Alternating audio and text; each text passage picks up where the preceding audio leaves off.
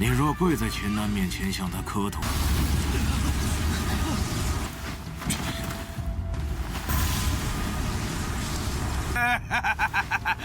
也是啊，与你们何干？武魂是上苍注定。Hola semuanya, bagaimana nih kabar kalian? Semoga kalian dalam keadaan baik-baik saja, sehat selalu, serta dilancarkan rezekinya ya guys. Amin. Pada kesempatan kali ini, kita akanlah melanjutkan Fearless Battle Spirit ataupun Babang Cinan. Kilas balik untuk lapar sebelumnya, kita sudahlah melihat kondisi dari tetua sekte Xuanling malah terpojok, begitu juga dengan Cinan. Tetapi siapa sangka datanglah abang-abangan kita yang bernama Sahuang sebagai kakak dari tetua Sanlo. Dan dia langsunglah memberikan pelajaran kepada dua tetua yang telah menyakiti tubuh dari Cinan. Jadi langsung saja kita masuk ke dalam ceritanya. Setelah diberikan dua pertanyaan, Ouyang Ba menjadi begitu ketar-ketir. Dia di sini untuklah memperkuat sekte Xuanling agarlah seluruh para sekte tidak lagi bermacam-macam kepada mereka. Sayangnya, Sahuang sama sekali tidaklah percaya dengan pernyataan tersebut. Yang dia tahu ya, dirinya ini hanya inginlah Cinan berlutut kepadanya.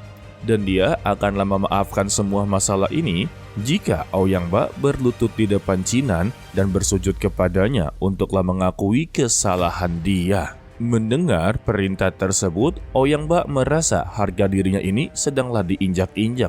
Dirinya sebagai pejuang perkasa haruslah berlutut di depan seorang bocah yang bahkan tidak pernah bisa untuklah mengalahkan dirinya.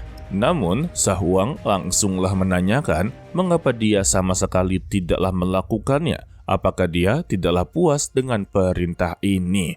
Lantas ya, untuk Ouyang Ba langsunglah sujud dan meminta maaf atas kesalahannya kepada Cinan. Dirinya yang terpaksa mengucapkan dalam hati, dia Ouyang Ba akan menjadi lebih kuat lagi suatu hari nanti. Dia akanlah memotong tubuhnya Cinan menjadi beberapa bagian. Dan untuk kali ini memang dia benar-benar terpaksa untuk melakukannya karena dia masih sayang nyawa. Jika dia menolak perintah tersebut, ya otomatis pertarungan akanlah terjadi. Akan tetapi, secara tiba-tiba, getaran yang begitu besar langsunglah menghampiri mereka semua.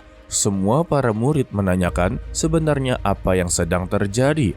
Dan terlihat ada dua retakan ruang hampa yang berada di atas mereka, serta mengeluarkan energi spiritual yang begitu besar. Waduh, siapa lagi yang datang ini guys? Untuk Xian Miao Miao langsung memberitahu kepada Huang Long serta teman-temannya Cinan. Dengan kedatangan seperti ini, konon katanya yang datang itu adalah orang tidak baik. Waduh, lalu keluarlah dua orang yang dikatakan cukuplah kuat ya guys. Dia langsunglah memanggil tetua Sahuang sebagai kakak kedua. Dan mengapa sudah bertahun-tahun lamanya dia sama sekali tidaklah datang ke tanah suci naga biru untuklah menemui dirinya. Untuk orang yang berbaju biru bernama Tuan Liu Feng yang berasal dari tanah naga biru suci. Tidak sampai di situ juga, keluarlah retakan ruang hampa lagi yang berwarna merah sembari tertawa.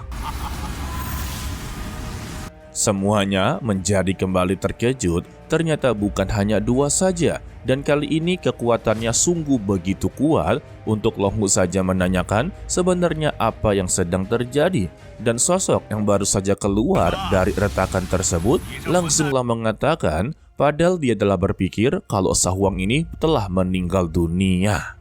Dan pria tersebut bernama Di Fengzhu yang berasal dari tanah suci Suzaku. Ini yang baju hijau kenapa tidak diperkenalkan ya? Fengzhu langsunglah mengucapkan akhirnya mereka berempat bisa untuklah berkumpul lagi. Untuk tetua sekte Xuanling langsunglah menanyakan siapa mereka berempat. Tetua Sanlo langsunglah berkata mereka itu adalah ketiga pamannya yang disebut sebagai 8 pemimpin dari 2 tanah suci. Dan semuanya berada dari sini. serta mereka berempat ini adalah mantan sekte Xuanling. Wadidaw! Dan akhirnya untuk pria berbaju hijau ini diperkenalkan guys. Dia bernama Duanmu sebagai orang yang berasal dari tanah suci Qinglong. Jadi kita haruslah mengingat mereka bertiga, yaitu Liu Feng, Di Fengzhu, dan juga Duanmu. Mereka bertiga ini benar-benar begitu sangatlah menghormati sosok dari Sahuang. Contohnya ya seperti Duanmu menanyakan jika dia muncul di sini, sudah pasti dia telah menemukan penggantinya. Mereka bertiga begitu bersemangat untuklah mengetahui siapa pengganti darinya. Dan jenius macam apa yang membuat dia menghabiskan 100 tahun untuklah mencarinya. Sahuang mengaku kalau dia ini telah berhasil menemukan penggantinya. Tetapi dia ini sebetulnya bukanlah seorang jenius. Mendengar itu ya, mereka semua langsunglah tercengang dan mempertanyakan apa dia ini sedanglah bertanya. Jika dia bukan orang jenius, bagaimana bisa untuk penggantinya ini bisalah menyelamatkan dirinya? Lantas ya, Sahuang langsung mengucapkan kalau dia ini mempunyai pertimbangannya sendiri. Jadi mereka tidak perlu untuklah bertanya. Karena dia telah bersumpah bahwa dirinya ini akanlah menyelamatkannya dan dia akanlah menepati janjinya. Mendengar itu, Di Fengzhu hanya bisa menghela napas dan dia yakin bocah yang berada di depannya dalam keadaan compang-camping serta telah berhasil menerobos Raja Wu sudah pasti adalah penerus yang dia cari. Memang bocah satu ini masih sangatlah muda, tetapi patutlah diberikan pujian karena dia mampu menerobos masalah kesengsaraan surgawi. Menurut Tuan Liu Feng, bocah ini bisa dikatakan begitu sangatlah berbakat. Walaupun mereka masihlah belum mengetahui apakah Cinan ini adalah orang yang begitu jenius. Bedakan orang jenius sama berbakat ya guys. Namun secara tiba-tiba Ouyang Ba langsunglah memotong pembicaraan. Sebetulnya Cinan ini hanyalah berada di jiwa bela diri level 9. Mendengar itu mereka tampaklah begitu terkejut juga dan begitu sangatlah kecewa kepada Sahuang sebab selama 100 tahun mereka telah membantunya untuklah mencari penerusnya, tetapi jika sekarang dia memilih bocah yang hanyalah berada di jiwa bela diri tingkat 9, itu sama saja membuang waktu mereka guys. Sebab ya untuk murid-murid jiwa bela diri dari tanah suci mereka itu semuanya kuat, bahkan melebihi kemampuan dari Cinan. Dan pertanyaan Duanmu kepadanya, mengapa dia begitu bersikeras turun ke gunung untuklah mencari penerusnya. Dan untuk hasilnya sekarang, dia hanyalah mendapati bocah yang berada di level 9 saja. Liu Feng menambahkan kalau bocah ini memang memiliki sebuah potensi, tetapi potensinya pastilah terbatas. Dan dia tidak akanlah pernah bisa untuklah memenuhi keinginan dari mereka berempat. Dan inilah kesempatan dari Ouyang Ba untuklah mendapati perlindungan dari mereka bertiga. Di sini dia mengaku tidak tahu apa yang mereka bertiga bicarakan, tetapi murid ini bukanlah seseorang yang dapat mereka percaya. Justru dia ini adalah ancaman bagi mereka semua. Buktinya untuk hari ini dia telah menghabisi banyak sekali kultivator di sekte Xuanling. Dan dia memfitnah Cinan kalau dia ini berasal dari sekte yang begitu sesat. Mendengar pernyataan dari Ouyang Ba membuat Di Fengzhu benar-benar sangatlah marah besar. Sebagaimana mereka bertiga ini berasal dari sekte Xuanling. Dan kini kondisi dari sekte Xuanling telah mengalami kekacauan hanya dengan seorang bocah yang berada di jiwa bela diri 9. Seharusnya dia melihat sisi positifnya. Hanya dengan kemampuan tersebut bisa mengacak-ngacak sekte Xuanling, ya sudah pasti luar biasa ya. Namun Di Fengzhu hanyalah melihat sisi negatifnya saja dan percaya kepada Ouyang Ba. Dia pun langsunglah mengeluarkan energi spiritualnya dan Sahuang langsunglah memberitahu jika kedatangan mereka bertiga untuklah menghabisi nyawa dari penerusnya, maka mereka bertiga jugalah yang akan berhadapan dengannya. Dan dia tidak peduli kalau ikatan persaudaraan mereka putus begitu saja. Dan dia juga meminta kepada mereka untuklah membawa Cinan pergi dari sini. Dan secara tiba-tiba, Chinan pun langsunglah tertawa keras. Dirinya yang dihina-hina sebagai semut tidaklah begitu peduli, dan dia langsunglah menyatakan meskipun dia belum pernah ke Tanah Suci, menurutnya bahwa hanya dalam waktu 3 bulan saja dirinya pasti berhasil untuklah menginjakan Tanah Suci tersebut. Dan juga seseorang jenius dari Tanah Suci sudah pasti tidak bisa untuklah melakukannya. Namun Ouyang Ba kembali untuklah mengadu kalau bocah ini adalah bocah yang begitu beruntung.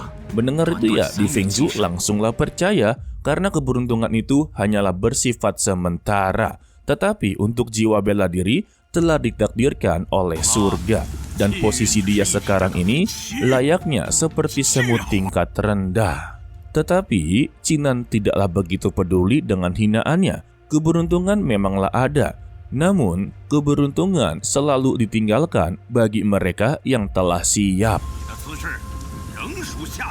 Dan ketika mereka yang tidak siap sama sekali, maka keberuntungan tidak akanlah menemui mereka. Intinya berjuang keras itu penting guys. Dan jika dia memanglah yakin kalau kekuatan jiwa bela diri memang telah ditakdirkan oleh surga, maka dia adalah satu-satunya orang yang akanlah menentang takdir tersebut. Dan untuk hari ini, dia akan menunjukkan kekuatan jiwa bela diri dia yang sebenarnya.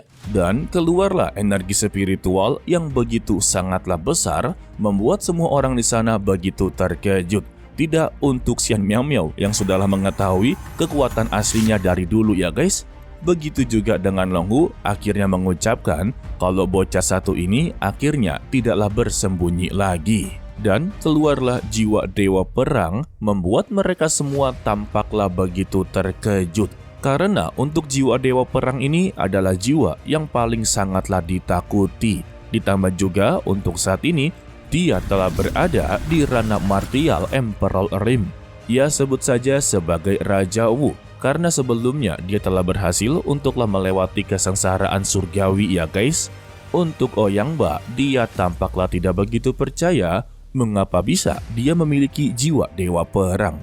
Iya bisa dong karena dia adalah MC utama.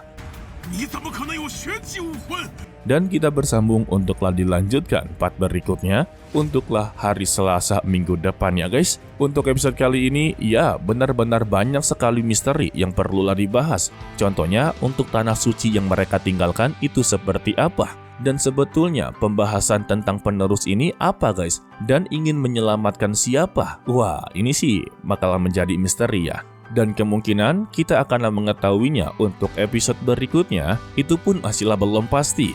Oke lah, sepertinya cukup sampai di sini saja dulu untuklah video kali ini.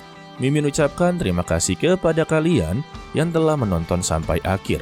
Pesan dari Mimin, tetaplah menjadi orang yang baik, walaupun itu sangatlah sulit. Dan pastinya jangan lupa untuk berbahagia. To be continue, sampai jumpa di video berikutnya. Bye 你若跪在 bye. 钱南面前向他磕头，